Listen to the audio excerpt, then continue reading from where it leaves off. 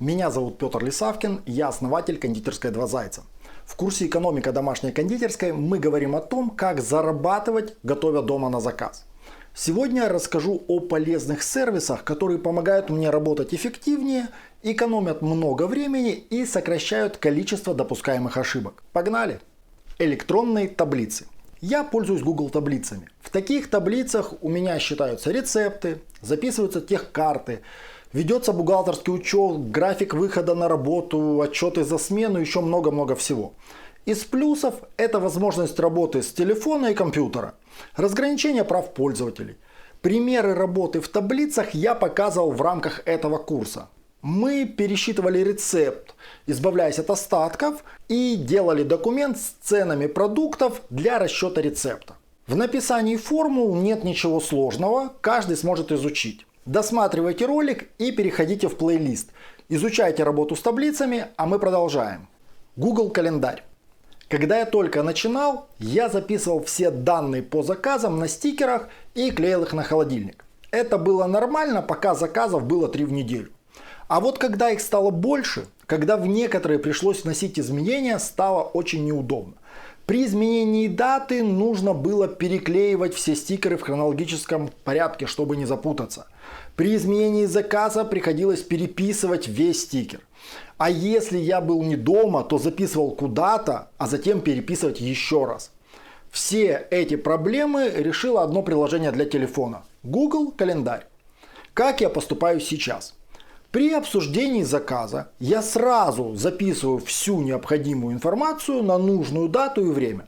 Указываю тонкости заказа, контактные данные. Пример заказа я давал в видео про неочевидные мелочи. В календаре указываю время заказа. При просмотре недели сразу видно, на какие даты можно брать заказы, а какие уже заняты. Это снимает накладки по времени. То описание заказа, которое я делаю при разговоре с клиентом, я и отправляю в качестве подтверждения. Также легко вносить любые изменения. Указать адрес доставки, он автоматически подтягивается Google картами. Можно настроить несколько уведомлений за разное время до события. Если заказывают за очень долгое время, к примеру на свадьбу через 2 месяца, и все тонкости кэнди-бара нужно уточнить позже. Ставим в расписание, тем самым резервируем дату и время, и напоминание, что нужно прозвонить за неделю до события и уточнить все детали. Еще один плюс такого ведения заказов – у меня сохранилась вся клиентская база с телефонами, именами, деталями, что именно заказывали. Очень часто клиенты говорят: сделайте торт по вкусу, как в прошлый раз. А этот самый прошлый раз мог быть несколько лет назад. Хранить бумажки, искать в них нужный заказ крайне неудобно. В календаре просто смотришь нужную дату и видишь, что брали, по какой цене ты это делал тогда, адрес доставки и прочее. Людям очень приятно, когда их помнят. И еще один момент. Имея базу клиентов с датами, типами заказов, вы всегда можете играть на опережение. Зная, что у вас заказывали торт на день рождения ребенка, можно ненавязчиво напомнить о себе за пару недель до. Не у всех клиентов сохраняются ваши контакты. Многие очень рады, что вы сами помните, и им не нужно искать кондитера для предстоящего праздника. Думаю, таких плюсов достаточно, чтобы пользоваться электронными таблицами. Вспомнил еще несколько важнейших моментов. Доступ к календарю может быть у нескольких человек. То есть принимать заказ может кто-то другой, а вы будете видеть в расписании, что именно и на какую дату поставили. Если несколько кондитеров работают по сменам, они могут работать по одному списку заказов. Доставщик во время доставки сразу видит адрес, контактные данные, что заказывали, на какая сумма доплаты. Не нужно писать записки или отправлять сообщением подробности заказа. Теперь подпишитесь на канал и нажмите лайк, а я расскажу еще об одном полезнейшем приложении. Microsoft To Do.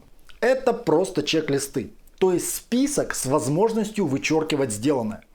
Эти списки можно разбивать на категории, устанавливать сроки выполнения. А самое главное, работать по сети нескольким людям с одним списком. Я постоянно использую To Do при закупках. Ходить каждый день в магазин не очень выгодно. Обычно закупаемся на опте 1 раз в неделю. Так вот, всю неделю этот список пополняется. В любой момент. Как только пришла мысль: о, моющая заканчивается, в телефоне за пару секунд добавляем пункт. И при закупке точно не забудем.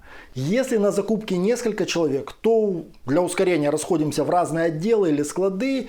Я что-то покупаю и сразу ставлю галочку «Выполнено». И все будут видеть, что это можно уже не искать. При закупке на рынке, где чека не будет, рядом сразу ставлю стоимость, чтобы позже перенести затраты в бухгалтерию. Вот такие простые сервисы позволяют мне использовать время рационально и помимо основной работы записывать для вас полезные ролики. Пишите в комментариях, о чем еще рассказать и с какими сервисами работаете вы.